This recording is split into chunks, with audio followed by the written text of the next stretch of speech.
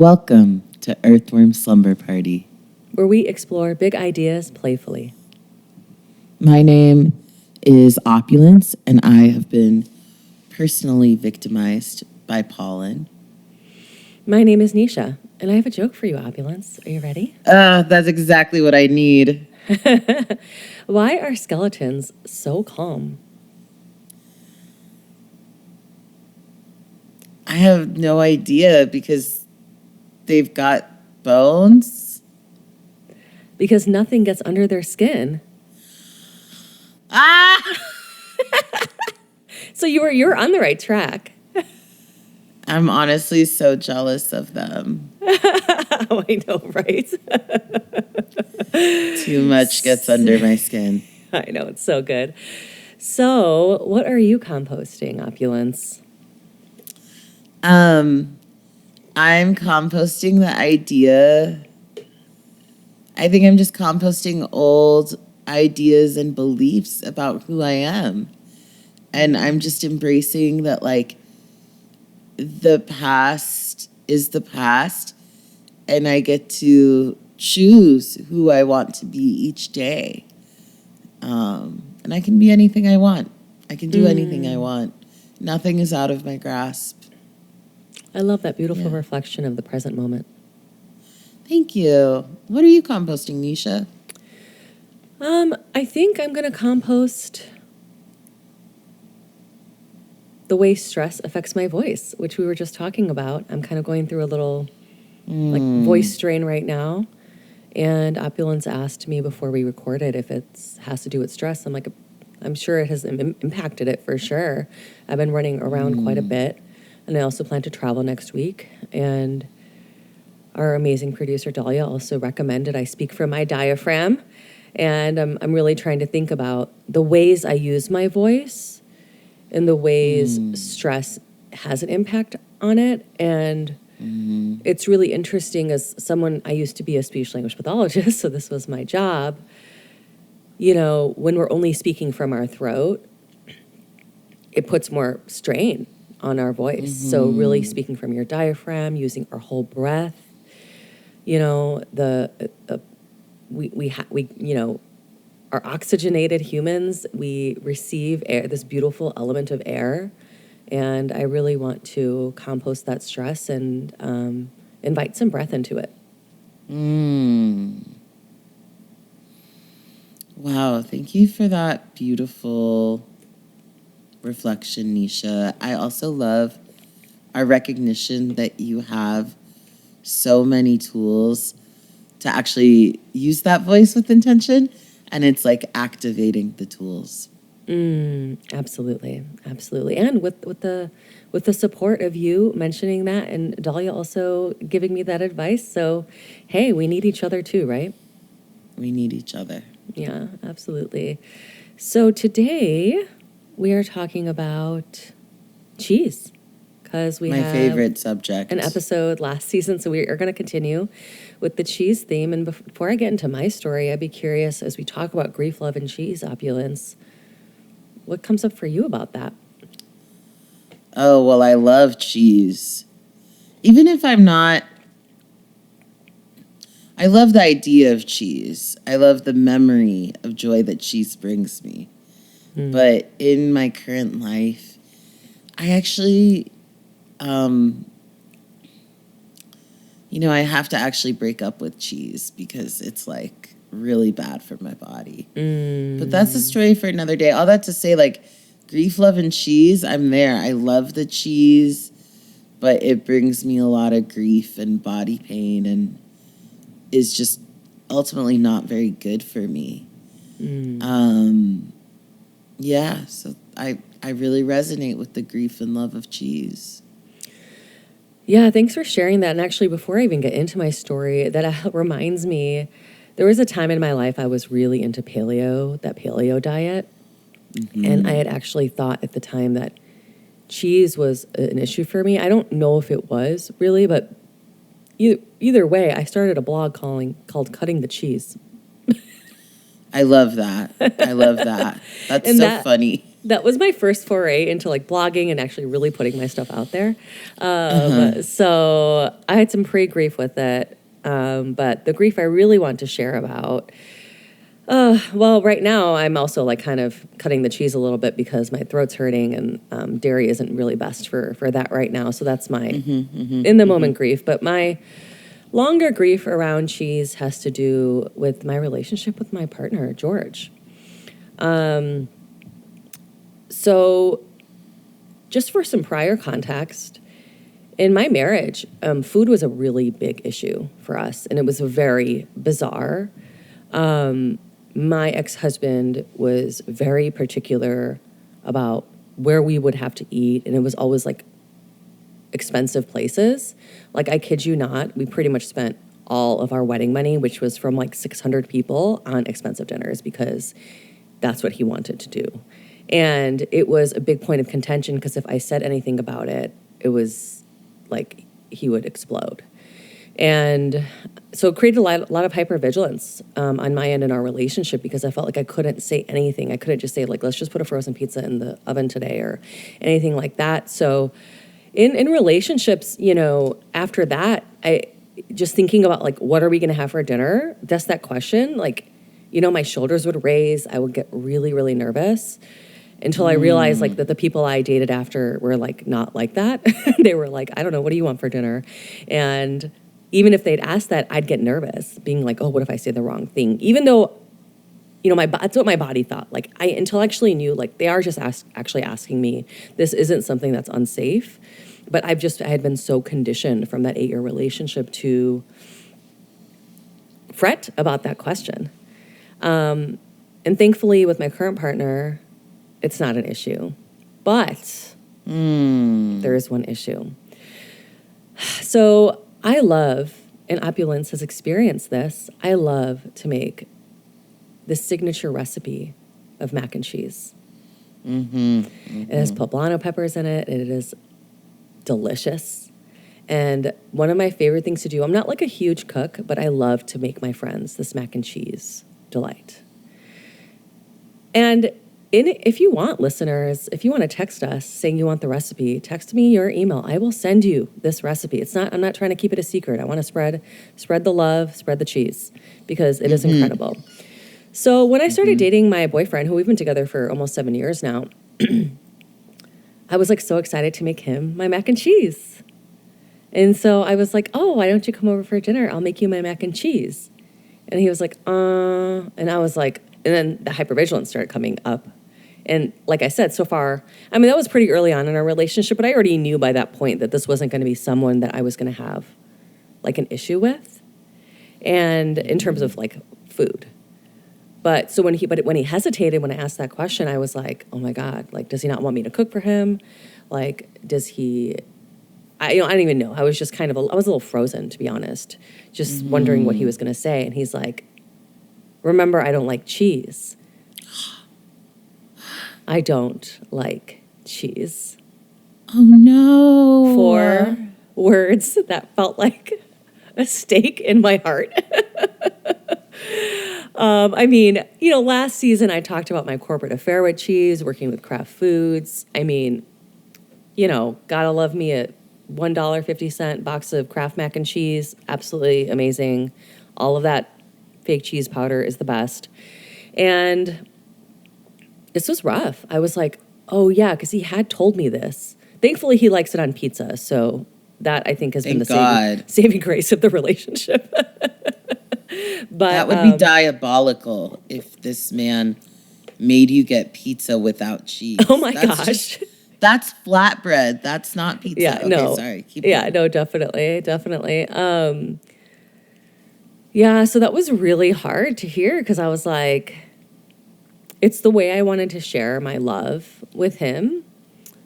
And it's how I like to share my love with everybody. And he also doesn't like mayonnaise, but I'm like, that's okay. Mayonnaise isn't like on a lot of things, but cheese is like you know, he orders a cheeseburger without cheese. And I'm like, I can't understand, you know, like things like that. And like I said, thankfully he loves pizza. So like we actually love getting pizza together. He is somewhat of a pizza connoisseur of sorts. Like he always likes to find good pizza spots, and like even for his birthday one year, we just went to this pizza place. Like, so thankfully, I think that has balanced things out. That has made the grief more bearable.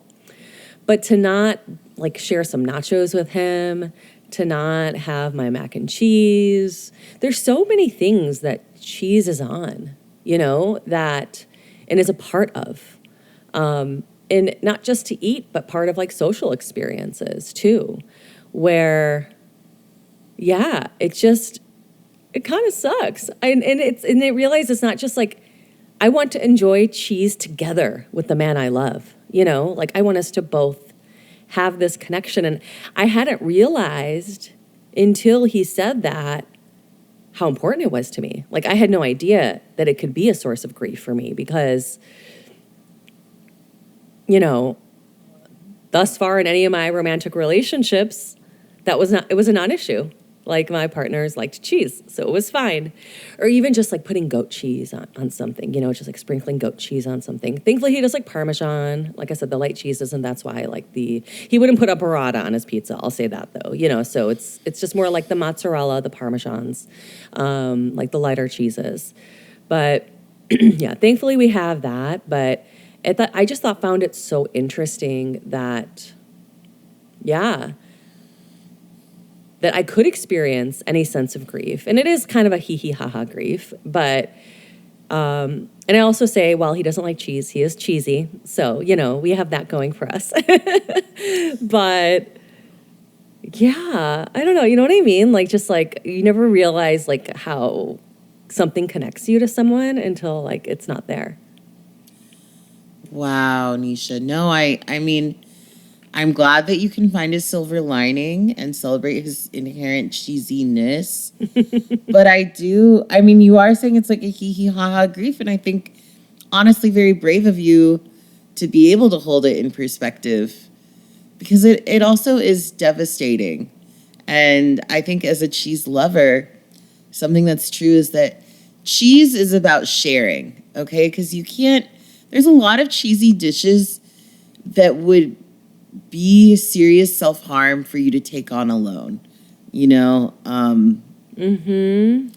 Like I love to make very simple recipe, learned it from TikTok. You buy frozen puff pastry, you get a little mini brie wheel, you put it in the middle, and you can like add jam onto it or like maybe a savory sauce, but basically you encase it in the puff pastry and you bake it. And then you cut it open and you're able to like dip the pastry strips into this warm cheese. It's delicious, but it's so rich. And it's like, it's a party food because you need a group of people to eat it with. Mm-hmm. Similarly, I really love a stuffed Italian shell. I love a lasagna. Mm-hmm. While I desire to make those things for myself, I really need a homie to share with, right? Because it's like, just not healthy to eat that. Like, even like eating that for 7 days of leftovers, while that would be decadent, it would not be very healthy. And so, I mean, like in partnership, I think like the unspoken partnership is like, are we going to split? And thank God y'all have pizza. Because it's like that is, I hear that really is the saving grace. Because it's like, okay, like you're my partner in life. You're my partner in crime. And assumed in that is like, you're my partner in cheese. Absolutely. That is part of it. And like, even what you were talking about with like the party dish, like, yeah, I mean, and yeah, like pasta, I was thinking about that cheese-filled pasta is how much I love. And like, yeah, you could have it every day. And yeah, that would be decadent, like you said, maybe not the healthiest, but like, the experience of sharing it with people is the part of the richness too, I think, Yes. And it's also like what you were saying when you were describing that. It's just that it's not that cheese is just a separate entity. It goes with things. So to have the item you shared without the cheese would be puff pastry, which is good, but like, it's not what that is. It's dry. It's dry on its own. Yeah, I mean, it's frozen puff pastry. Yeah, it just changes the whole composition of it, So, yeah. And the mayo thing, I like cheese and mayo. Like get those together. Yeah. Like a good sandwich, like cheese No, and you're right. mayo, avocado ketchup, like dip it all together. Like, I love condiments. Like, no, he'll just have like fries plain. Sometimes he'll dip it in ketchup, and I'm just like, I don't understand this. Like, I don't understand this way of living. That doesn't have to do with cheese, but still, it has to do with like you said, there's a dryness, I don't know. I mean, love the guy. He's a white boy, but let's be real. No, we love him, but I just love, in nonviolent communication, there's this whole idea of like non-judgment. Like non-judgment is a value across communication modalities in different religions. Like, I think it's so funny that like the judgment on this man's one, like lack of regard and lack of need for sauce. Judging. And Totally. also for like the experiences that he has self-selected out of. Judgment. I know. And yeah, I love what you're saying about cheese is about sharing. It's about community. That's what a charcuterie board is there for. It's about community. Exactly. And actually over last summer, I made paneer from scratch. And it was such it was a very involved and exciting process. And I was so excited to feed it to everyone that I know. And in that way, like, I do relate to you. And like, I realized recently that like my joy in sharing food, it's like I get joy from the food, but I actually get joy from sharing it with others. And so, wow, what a conundrum, Nisha, for you to be in this partnership that seems very supportive and nourishing and safe, and like it seems like everything's perfect, and then there's this unexpected intimacy that you'll never get to share with this person, and that truly is tragic. I guess like thinking about that, like, and that loss, and like just reckoning with it. This is real life. Like, things aren't perfect. Like, you found like a seemingly perfect partner, but you have to live with the fact that like you can't get the joy of feeding this man your special mac and cheese. Like, what? I guess my question is like, what are you taking away from this experience? I think what I honestly take away, and because of the fact that like this is probably the only big piece of grief, not just around cheese, but most of the relationship. I mean, I can't really consciously think of anything else. I'm sure there might be subconscious things, but that like I'm grateful that this is it. I would rather it be this than what I went through in my previous relationship, which, yeah, we loved cheese together, but oh my gosh, it was a nightmare, to decide what to have for dinner every day. It was a nightmare if I forgot something at the grocery store, and he would just have a look on his face and I would just be sweating. So I'm grateful for what we do. And there are so many things that we have together that we love together, that not just pizza. There are other dishes that we both like get the same thing of, and we both really love it. Even Indian food, like most Indian food actually doesn't have cheese except for the paneer, right? Like that's not in all dishes.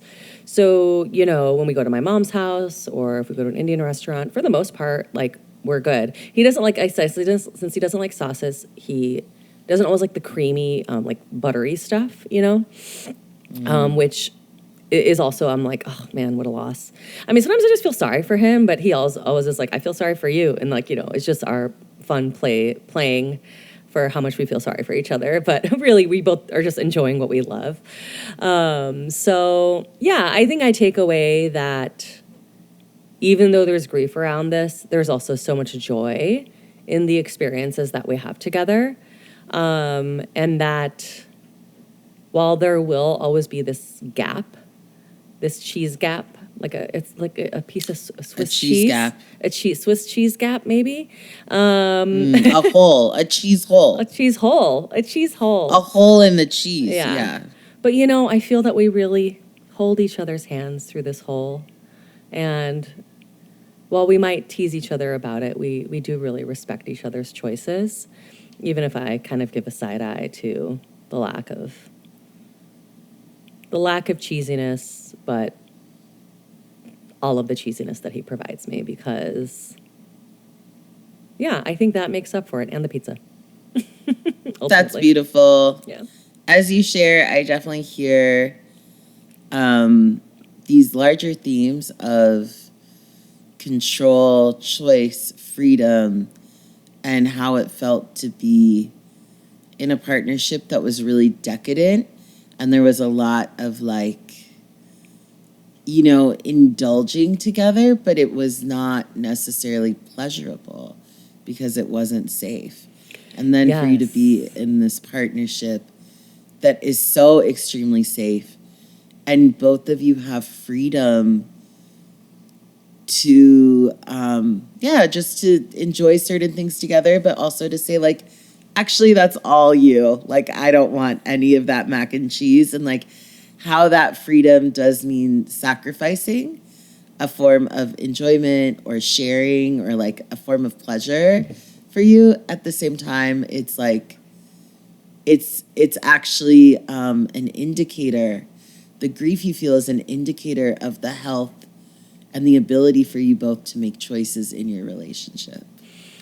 Yeah, that's such a beautiful reflection, because it's so true. Because it's true. In my last relationship, I basically just started loving everything my ex loved. I started loving going to fish shows and jam bands. I started loving all professional sports.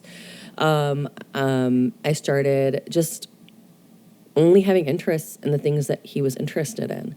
And I really stopped knowing who I was because of that, you know? Because that's how we would work, as if I did that. And it wasn't when we ended up, when things were starting to kind of be on the outs, is because I started realizing what happens when I don't participate in that with him. And when I did that, in Al-Anon, which I was regularly going to at the time, they have this concept of detach with love. And I was like, I'm going to detach. I'm going to detach with love, and let me see where it takes me. And it took me to, I don't really have anything to share with this person. And when I think about George, I think I might not be able to share this with him, but I don't need to. It's not a requirement for us to be in relationship with each other, because I feel safe no matter what. George has very strong interests. He loves volleyball. He loves photography. He loves Japan. These are things he really, really loves. And I mean, I have never gone to a volleyball tournament with him. I've gone on a few things with him, when he takes photos and stuff like that. But that's his interest, and he loves it. And he knows the things I love, and he supports me in it. But we don't have to do them with each other, and it's not a problem. And to me, that is what interdependence is: supporting each other in what you both love, but not requiring yourself to have to immerse yourself in it in order to feel like you belong in that relationship, because that is basically codependence, And that is absolutely facilitated, like you said, Opulence, by freedom, by choice, by safety. And so, yeah, it's a quirk in the relationship. It's not an abuse, honestly, of the relationship. That's what it was before. It felt like an abuse by food versus a quirk of food. And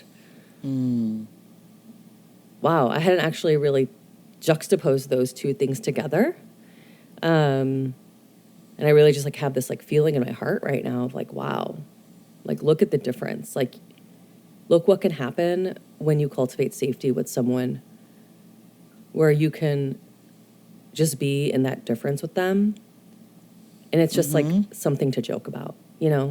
And yes, I am sad about it, but it's not the sadness that is harming our relationship, Yeah. Let's take a breath. Yeah.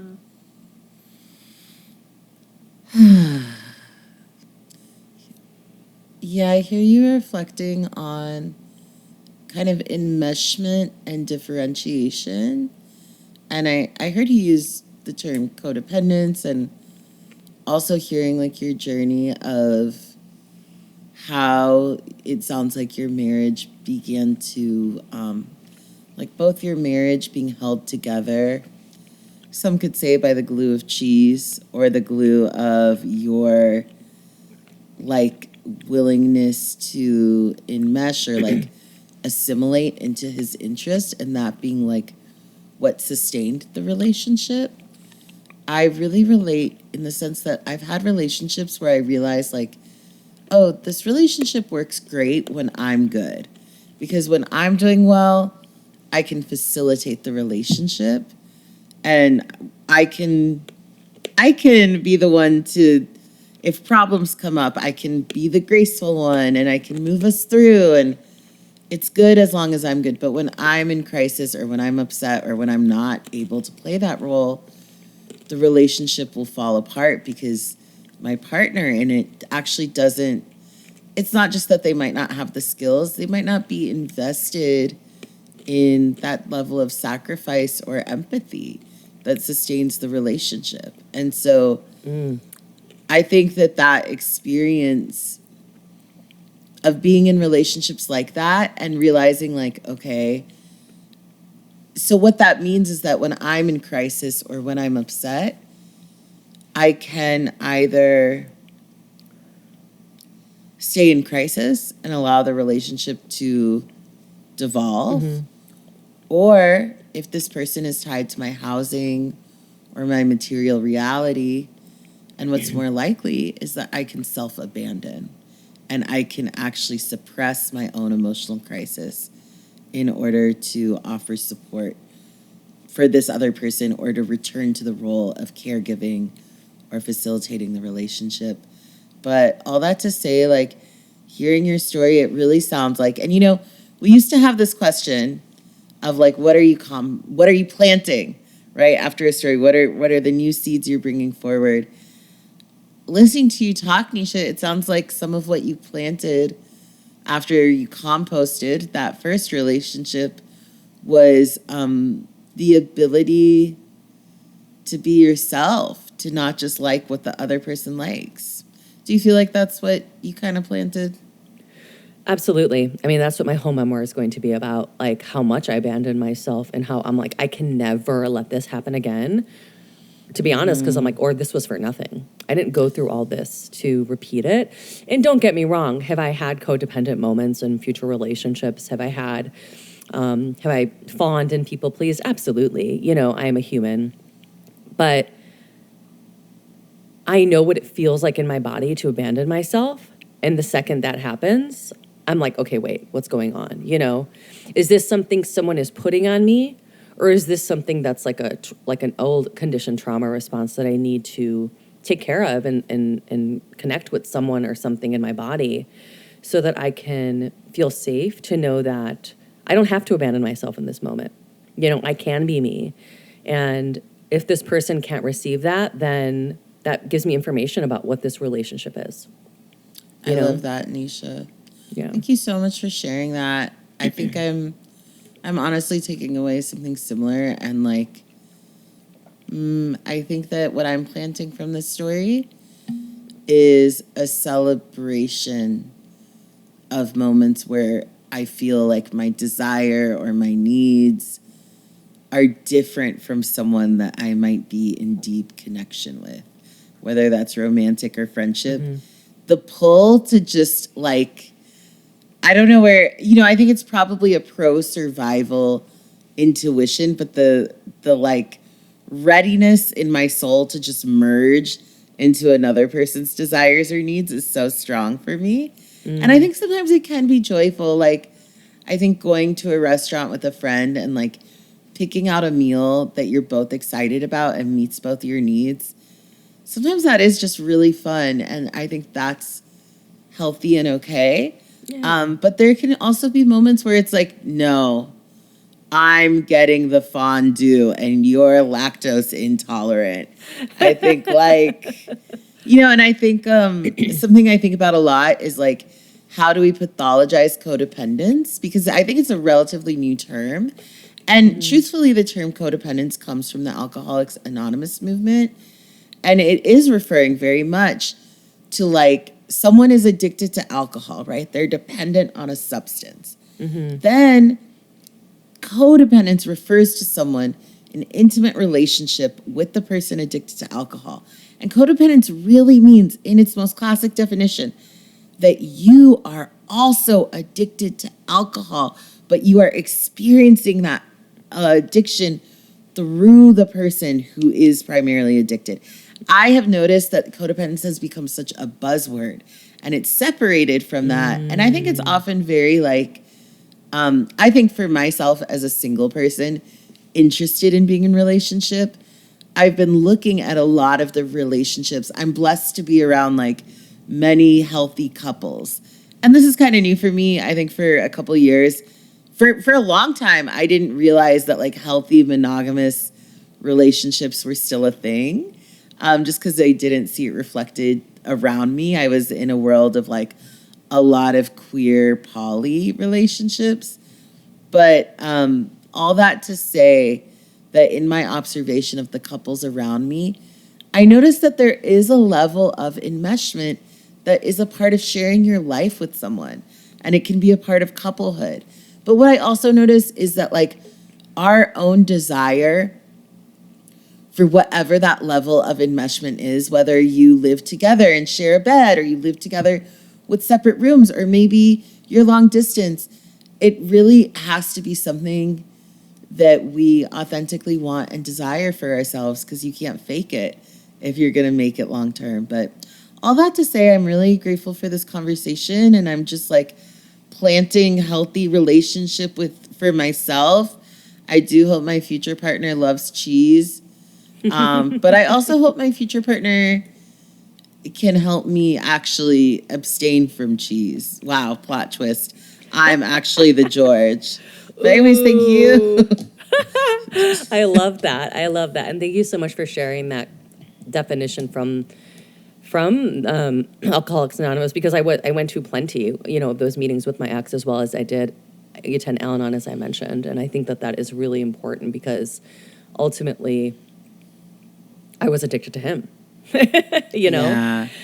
And it is so amazing for me to be in a relationship where I could be with someone and I don't have to be. I completely enjoy the things he enjoys. Like when we went to Japan together and he loves it, I love seeing it through his eyes. I love watching him show me things because I'm seeing what he loves and I love him, And so it has that like, yeah, absolutely, love the things that other people love. But when they start to become you, and you forget what you love, that's when I think it's really helpful to start be like, this is good information, like I say. So yeah, thank you so much for exploring the story with me, Opulence. Yeah, here's to loving cheese, but resisting cheese addiction. Love it. Yeah, well, right. Bye everyone. Thanks for listening. Bye. We decided that for our final episode this season, we would love to have a listener episode and we want to hear from you. Yeah, we're going to be doing an episode in line with our theme this season about grief, love, and pets. So some questions that can inspire you are, what are some ways you've grieved a pet that surprised you? Share stories of connecting with your pet after they died. And what have your pets taught you about love? So head to that fan mail text message button in our show notes and let us know. And if you just want to send us a message letting us know what you thought about the podcast, we would love that too. Thank you. Bye. Earthworm Slumber Party is hosted by Opulence Abundance and Nisha, edited and scored by Adrien Garbar, and produced by Dalya Guerin.